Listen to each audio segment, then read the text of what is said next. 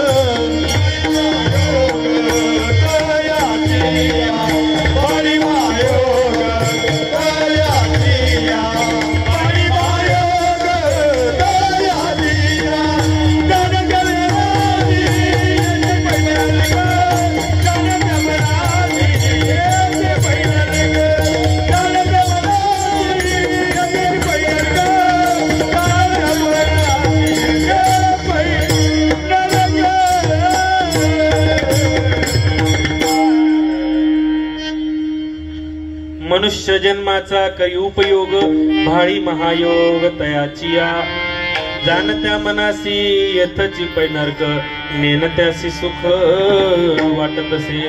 तर संत काय म्हणतात की मनुष्य जन्माचा उपयोग कर बाबा. तुला हा जो एवढा सुंदर मनुष्याचा देह मिळालेला आहे, या मनुष्य देहाचा तू काहीतरी उपयोग कर, नाहीतर हा जन्म वाया जाईल.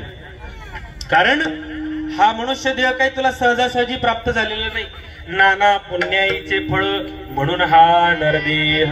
ज्यावेळेस अनंत जन्माचं पुण्य एकत्र येतं त्यावेळेस हा मनुष्य देह प्राप्त होतो. यावेळेस मनुष्याचा जो देह आहे हा कसा प्राप्त होतो. बाबा पोथीच्या माध्यमातून नेहमी सांगतात की मनुष्याने मनुष्याच्या ठिकाणी पुण्यरूप भजन घातल्यास मनुष्य देहाचा लेप लागतो. मग त्या जीवात्म्याच्या ठिकाणी जो काही गुण असेल, त्याचं जसं रूप असेल, तो जसा असेल, काळा असेल, गोरा असेल, उंच असेल, ठेंगणा असेल, जाड असेल, बारीक असेल, तो जसा असेल तसं रूप तुम्हाला प्राप्त होतं, तसे गुण तुम्हाला प्राप्त होतात. एखादा आपण म्हणतो ना की 3 वर्षाचा मुलगा आहे पण फार सुंदर पखवाज वाजवतो. काय आहे हा? लिपिक गुण आहे. हा काय आहे? लिपिक गुण. याच्यामध्ये प्रयत्न आणि लिपिक 2 प्रकार आहेत माऊली. तर एखादा, आता तुम्ही किती वर्ष आळंदीला राहिले, ही कला तुम्ही आत्मसात केली, हा तुमचा अभ्यास आहे, हा तुमचा प्रयत्न आहे. तर हा काय आहे? हा तुमचा प्रयत्न आहे. तर तुम्ही केलेली ही एक साधना आहे.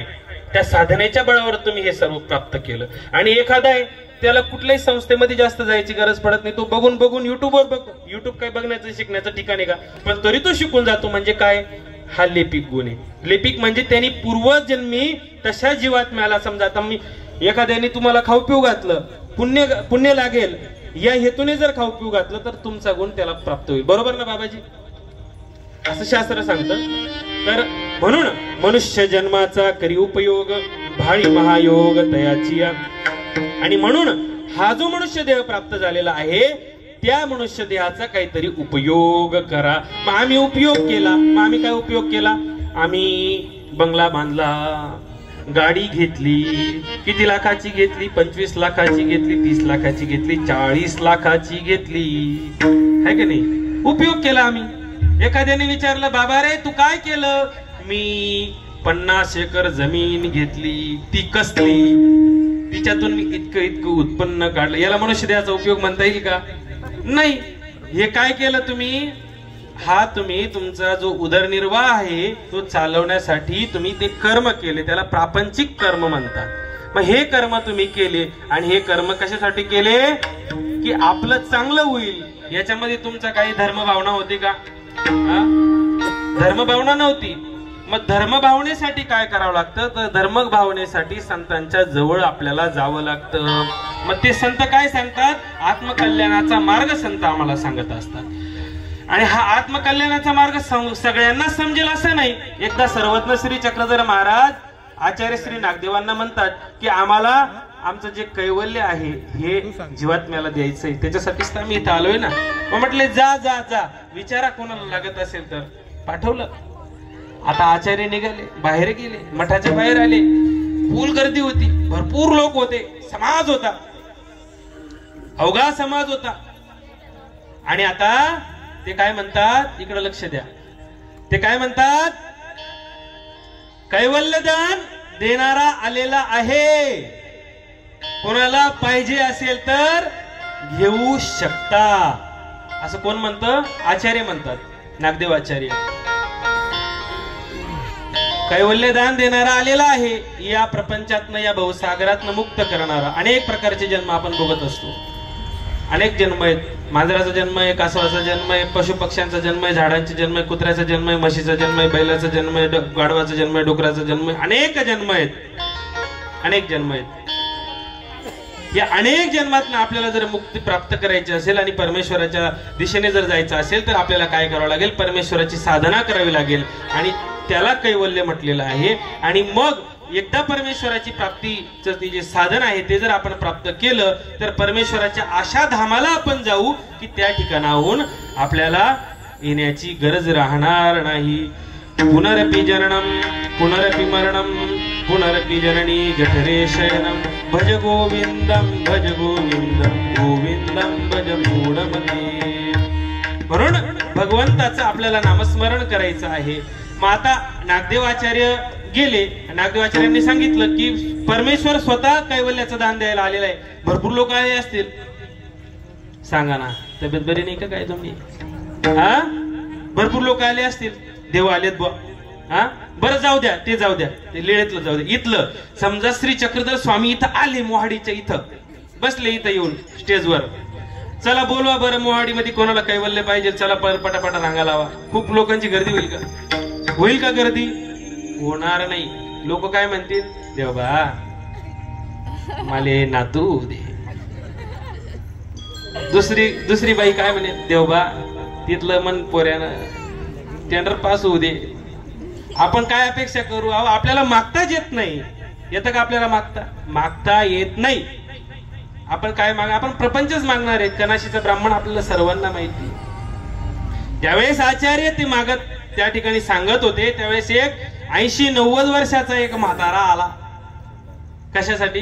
कैवल्य घेण्यासाठी. आता सांगा, आपण आपल्या एखाद्या मुलाला जर म्हटलं बाळा उपदेश घ्यायचा का? तो म्हणतो नाही बाबा, लगीन करा ना का? मग एक नंबर लावस. बरोबर आहे का नाही? हा, ही आपली वस्तुस्थिती आहे. आणि समाज विचित्र आहे. एकदा काय झालं, एक आजी एसटी मध्ये गेली. आता तुमचे चेहरे पाहून मला विनोदी कीर्तन करावं लागतंय, नाही तर वास्तविक प्रसंग तसा नाहीये.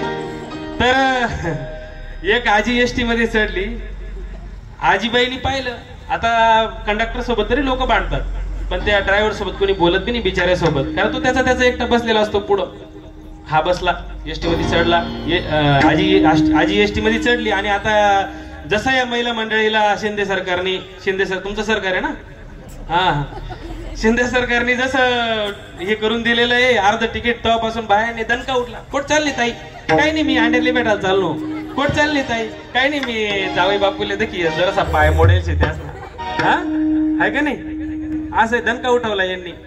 तुमची गोष्ट सोडा, आता तुमच्याकडे मोठ्या गाड्या असतील तर जे बिचारे एसटीने जातात त्यांची एकदम भारी व्यवस्था होऊन गेली. असो, आजी उठली, एसटी मध्ये बसली आणि एसटी मध्ये बसल्यानंतर एक नंबरला बसली, पहिल्या सीटावर ड्रायव्हरच्या बाजूला असत आणि आजीनी बटव्यातून एक 5-6 बदाम काढले. बरं, बदाम बी असे होते रात्रभर पाण्यामध्ये भिजवून ठेवावेत आणि त्यांची साल काढावी. आणि ते बदाम कशासाठी खातात लोक? मेमरी स्ट्रॉंग होते म्हणे. मी तर काही खाल्ले नाही अजून, पण जे खातात ते सांगतात. 5-6 बदाम काढले आणि ड्रायव्हरला म्हणे भाऊ. आता तो बिचारा त्याने हात पुढे केले, त्याला वाटलं काय देतील काही नाही म्हातारी. त्याने पुढे पहिले बदाम, एकदम खुश झाला तो, एकदम आनंद त्याला. दुसऱ्या दिवशी त्यांनी वाट पाहिली म्हातारीची. आली काय म्हातारी? आली म्हातारी आजी आणि एसटी मध्ये चढली, बसली आणि बसल्यानंतर परत एक 5-6 बदाम काढले आणि ड्रायव्हरच्या हातावर ठेवले. असा कार्यक्रम 8 दिवस चालला. किती दिवस? 8 दिवस. म्हातारी यायची आणि बदाम घेऊन यायची. एके दिवशी ड्रायव्हरला मनामध्ये विचार करायला लागलो, काय आजी जीव लावते म्हणे मला. हा, काय जीव लावते म्हणे आजी मला, काय चांगली आजी म्हणे, काय लोक म्हणे खरंच म्हणे भाग्यवाने म्हणे मी. पण नेमकं मला इतकं का बरं जीव लावते विचारू म्हणे आज आपण आजीला. वाट पाहिली त्यांनी. आजी एसटी मध्ये चढली, तसा त्याला आनंद झाला. आजी एसटी मध्ये चढली आणि त्याच्या बाजूला त्या खुर्चीवर बसली, त्या सीटवर बसली आणि बसल्यानंतर आता आजी त्याला म्हणे भाऊ. तसा त्याने हात पुढे केला. लगेच बदाम हातामध्ये घेतले. म्हणे आजी एक विचारू का तुले? म्हणे विचार ना म्हणे भाऊ. म्हणे कितला जीव आहे ना म्हणे तुला म्हणा. म्हणे कशावरती रे भाऊ? म्हणे मनी माय माले शेंगदाणा बी विचारत नाही म्हणे. मी जर घर जास ना म्हणे तर मन बाई मला पाणी सुद्धा देत नाही म्हणे. जल्दी तुम्हाला रोज बदाम खावाडायनी म्हणे 8 दिन जायत म्हणे. त्या बदामुळे सांगी राही ना का काय रे म्हणे दादा तू? म्हणे हा. म्हणे ते असंच आहे म्हणे दादा, मी रोज घरताही निघस म्हणे, ते मी रोज बदाम खास म्हणे. आता मना पड जायचे म्हणे दाते, मग मी त्यात सगीलेस म्हणे फेकांपेक्षा मग तुला दे देऊ. असंच आहे म्हणे ते. समाज आहे. समाज कसा आहे? वेगवेगळा विचित्र परिसर. गोपाला गोपाला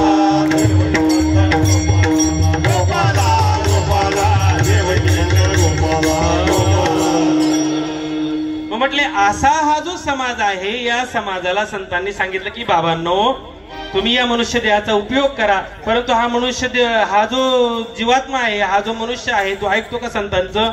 हा, आणि जो ऐकतो त्याची अवस्था काय होते, जो ऐकत नाही त्याची अवस्था काय होते? अभंगाचं 2रं चरण. जाणत्या मनाचे येथे पैलरक, जाणत्या मनाचे येथे पैलरक, जाणत्या मनाचे येथे पैलरक, जाणत्या मनाचे येथे पैलरक, जाणत्या मनाचे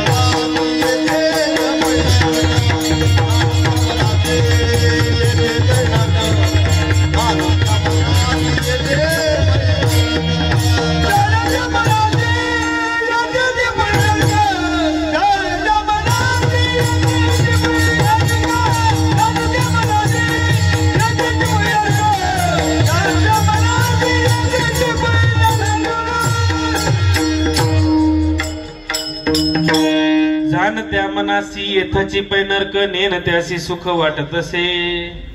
जो जाणते आहेत, जाणते कोण आहेत तर जाणते संत आहेत आणि नेणते कोण आहेत, नेणते म्हणजे तुम्ही आम्ही, आहे का नाही. आपण जर जाणते असतो तर आपल्या गळ्यामध्ये एक सुंदर प्रकारची माळ असती, भगवंताचं नामस्मरण असतं, गुरूंचा उपदेश असता आणि रोज सकाळ संध्याकाळ मंदिरामध्ये जाणं येणं असतं. कारण मंदिरामध्ये कोण जातं, मंदिरामध्ये जाता का तुम्ही सगळेजण जाता ना. हा असं आहे ते, मंदिरामध्ये गेलं पाहिजे.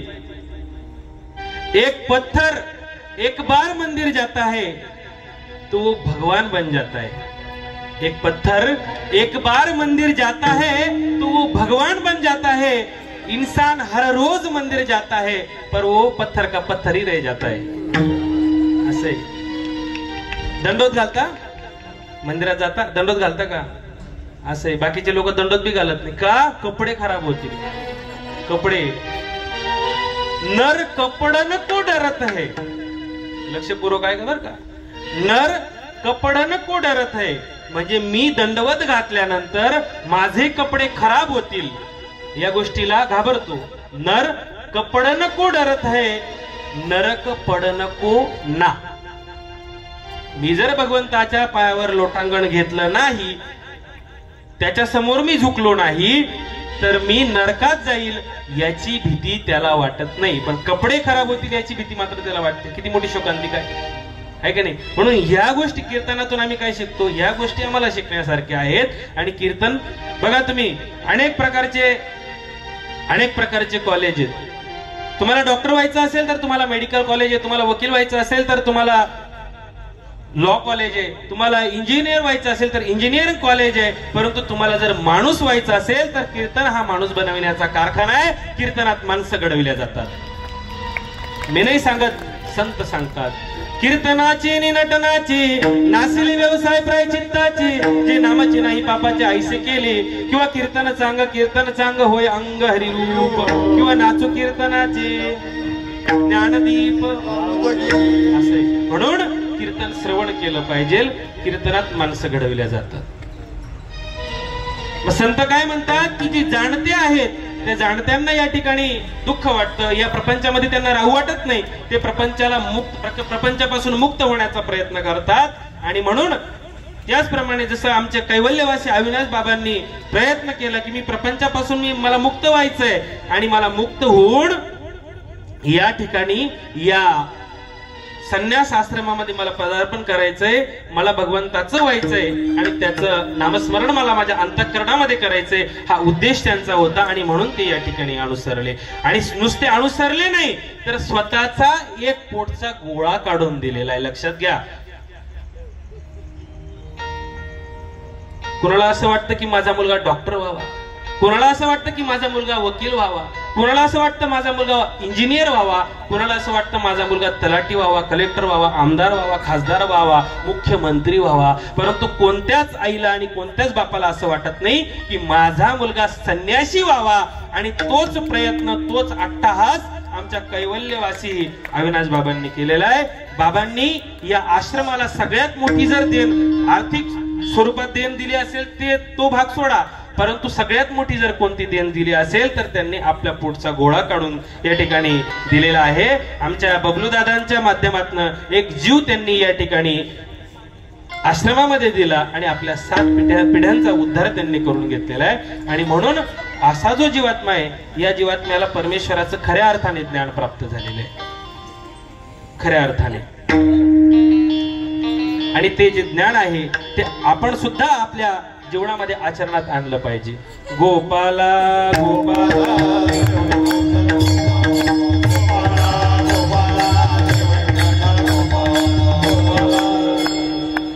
एकदा काय झालं, एक गुरु आणि शिष्य रस्त्याने जात होते. गुरु कसा होता, गुरु बुद्धिमान होते आणि शिष्य जो होता तो चंचल मन होता. लक्षपूर्वक आहे का बरं का, मी प्रश्न विचारणार आहे. कारण ज्यावेळेस कथा कीर्तन चालू होतं त्यावेळेस नेमकी निद्रा राणी परीक्षा घ्यायला येत असते. आता या ठिकाणी आपण बघू निद्रा राणीने कोणाकोणाची परीक्षा घेतली. तर एकदा काय झालं, गुरु आणि शिष्य दोघं रस्त्याने जात होते. गुरु बुद्धिमान होते, शिष्य चंचल मन होता. चंचलमन शिष्य बुद्धिमान गुरु रस्त्याने जात आहेत आणि त्यांना लागली स्वप्न नगरी. काय लागली त्यांना? स्वप्न नगरी. स्वप्न नगरी लागली. स्वप्न नगरीमध्ये आता ते गेले आणि गेल्यानंतर त्या ठिकाणी बघितलं अनेक प्रकारचे पदार्थ आहे. जिलेबी आहे, गुळाची असेल, तोंडाला पाणी नका येऊ द्या, खमंग आहे, वडापाव आहे, अनेक पदार्थ आहेत. आता जास्त सांगायला आपल्याला वेळ नाही. तर असे अनेक पदार्थ आहे. शिष्याने बघितलं. शिष्य माझ्यासारखाच होता. शिष्याने विचारलं म्हणे गुरुजी, म्हणे काय रे बाळा? म्हणे मी इथं राहून जाऊ. गुरु म्हणतात तू इथं राहू नको, कारण ही काय आहे? स्वप्न नगरी आहे आणि तू कसा आहेस? तू चंचल म्हणायस. म्हटले गुरुजी मला राहू द्या नाही. तर तो काय ऐकायला तयार नव्हता. गुरु म्हटले ठीक आहे, काय हरकत नाही, राहा, पण सांभाळून राहा बर का. गुरु हा शिष्याला सन्मार्ग दाखवण्याचं काम करत असतो. आता गुरुनी काय केलं? त्याच्या बाजूच्या गावाला जे गाव होतं ते त्या ठिकाणी राहिले आणि चंचलमन शिष्य आता त्या गावामध्ये राहतोय आणि मस्तपैकी आता तो जवळजवळ 1-1.5 महिना त्या गावामध्ये आहे. मस्तपैकी रोज गुलाबजामुन खायचा, बुंदी खायचा, लाडू खायचा, पेढे खायचा, रसमलाई खायचा, असं भरपूर खायचं. मग झालं काय? दिवसांमागून दिवस जात होते. त्या नगरीचा जो राजा होता तो कसा होता? बुद्धिहीन होता. कसा होता? नगरीचा राजा कसा होता? बुद्धिहीन होता. आता त्या नगरीमध्ये एक बकरी जात होती असंच चरण्यासाठी. सकाळी सकाळी बकरी समजा सपाट असली, बकरी अशी रस्त्याने जात होती आणि रस्त्याने जात असताना त्या बकरीचा धक्का कशाला लागला? भिंतीला लागला. एका माणसाच्या भिंतीला लागला आणि बकरीचा धक्का भिंतीला लागल्यामुळे भिंत पडली. पण भिंत कुठं पडली? बकरीच्या अंगावर. बकरी गेली मरून. बकरीवाल्याचं आणि घर मालकाचं भांडण पेटलं. गाव गोळा झालं. चांगल्या गोष्टीला गाव गोळा होत नाही. असं रिकामं राहिलं म्हणजे पटकन गाव गोळा होतं. तुमच्या गावावरून अनुभव घ्या. तुमच्याच नाही, सगळीकडच्याच गावाचा तोच अनुभव आहे. मग झालं काय? आता गाव गोळा झालं. सैनिक फिरत होते गावामध्ये. सैनिक आले. काय झालं? काय झालं? काय झालं? काय नाही म्हणे, बघा आता या ठिकाणी बकरी मेली. बकरीवाला म्हणे तू माझी बकरी भरून दे आणि घरमालक म्हणे तुझ्या बकरीमुळे माझी भिंत पडली, तू माझी भिंत बांधून दे. दोघांचं भांडण पेटलं. त्या दोघांनाही सेवक सैनिकांनी पकडलं, राजाकडे आणलं. राजा कसा होता? राजा कसा होता? बुद्धिहीन होता. आता राजाकडे आणल्यानंतर राजाने काय सांगायला पाहिजे? राजा म्हणे का रे बाबांनो काय झालं? काय नाही म्हणे महाराज, बघा म्हणे याच्या बकरीमुळे माझी भिंत पडली. तो म्हणे नाही महाराज, याच्या भिंतीमुळे माझी बकरी मेली, यांनी माझी नुकसान भरपाई करून द्यायला पाहिजे. राजाने विचार केला, पण शेवटी किती विचार केला तरी तो कोण होता? हा, समजून घ्या. आता राजा काय म्हणे, ठीक आहे म्हणे, मान्य केलं. असं करा म्हणे, ज्याची भिंत आहे त्याची जर भिंत, त्यांनी जर तिथं भिंत बांधली नसती तर याची बकरी तिथं गेली नसती आणि बकरीचा धक्का भिंतीला लागला नसता आणि भिंतीच्या अंगावर बकरी पडली नसती. म्हणजे भिंत ही निर्जीव आहे, बकरी ही सजीव आहे आणि ती 4 पायाची. तिला काही समजतं का? काही समजत नाही. ती हिच्या अंगावर पडल्यामुळे झालं काय? तुम्ही चुकीच्या ठिकाणी भिंत बांधली म्हणे. तो म्हणे अहो माझी जागा आहे, माझं घर आहे, ते आम्हाला काही माहिती नाही, तुला फाशीची शिक्षा. तो म्हणे महाराज, तो हुशार होता, त्याने ओळखून घेतलं. तो म्हणे महाराज, म्हणे काय भिंत मी बांधली नाही. मग कोणी बांधली म्हणे भिंत? म्हणजे भिंत तर गवंड्यानी बांधली. मिस्त्री बोलायला म्हणे, त्याने पाठवला निरोप. आला मिस्त्री. काय महाराज? अरे म्हणे तुझ्यामुळं तू ही भिंत जर नीट बांधली असती तर याची बकरी मेली नसती म्हणे, तुला फाशीची शिक्षा. तो घाबरून गेला. तो म्हणे महाराज तो हुशार होता, त्याच्यापेक्षा हुशार होता. तो म्हणे महाराज मी भिंत नीट बांधली असते हो म्हणे, पण माझ्या हाताखाली जो भिगारी होता ना, काम करणारा, त्यांनी माल बरोबर दिला नाही म्हणे, त्याच्यामुळे भिंत पडली म्हणे. असं आहे का? बोलवा म्हणे त्याला. बोलवलं त्याला. आला तो. आता तो असा एकदम बाटलीवाला माणूस, तो समजत ना तुमले, याला फाशीची शिक्षा. जल्लाद म्हणे महाराज तो फाशीच्या याच्यात बसत नाही म्हणे, करायचं काय? महाराज म्हणे फाशीची शिक्षा तर झालीच पाहिजे. आणा म्हणे तो फाशीचा दोर इकडं. म्हणे आणला.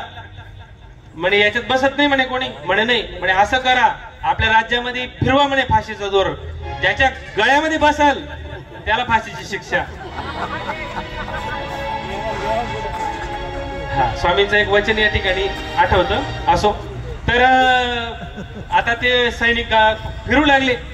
सैनिक फिरत होते. सैनिकांनी पाहिल्यानंतर आता त्या ठिकाणी करायचं काय बा. मग सैनिकांनी तिथं त्यांना तो हा दिसला शिष्य, चंचलमन शिष्य. तो चांगला मजबूत झाला होता माझ्यासारखा, तब्येत रोज. मग काय तर मजा होती त्याची. आता एवढी तब्येत झाली, यांनी त्याला पकडला, त्याच्या गळ्यामध्ये फास एकदम परफेक्ट बसला. यांनी त्याला पकडून आणला.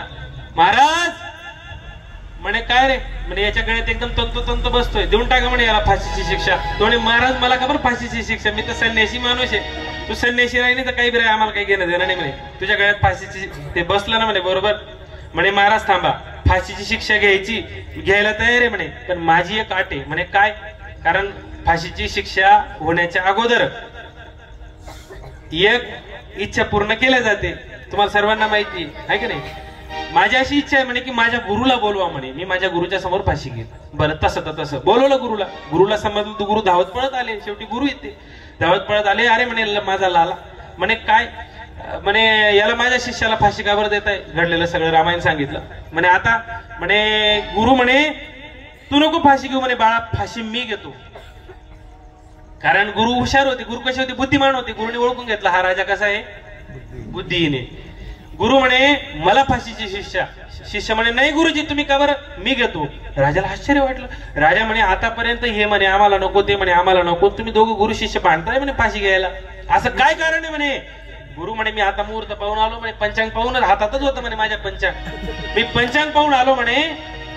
आताचा मुहूर्त असा आहे, मी आताच्या आता जर फाशीची शिक्षा घेतली, मी जर मेलो म्हणे तर मी चक्रवर्ती सम्राट बनेल म्हणे. तू तर सम्राटच आहे म्हणे, पण मी चक्रवर्ती सम्राट बनेल.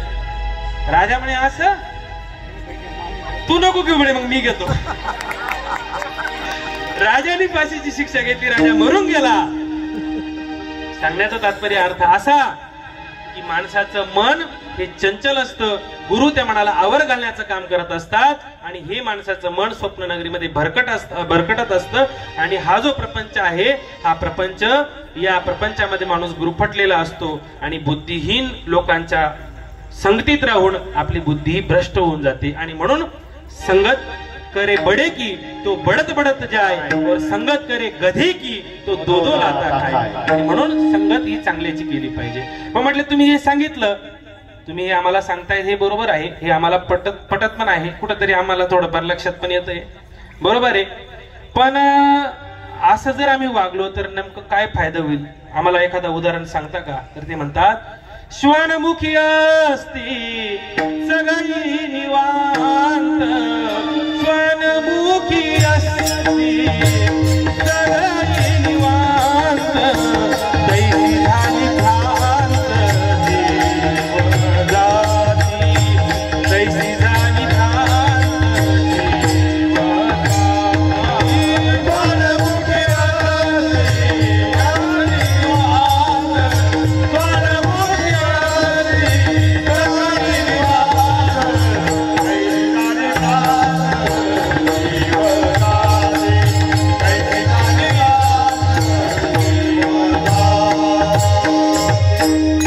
श्वानमुखी सगळी निवांत, तैसी झाली भ्रांत जीव जाती.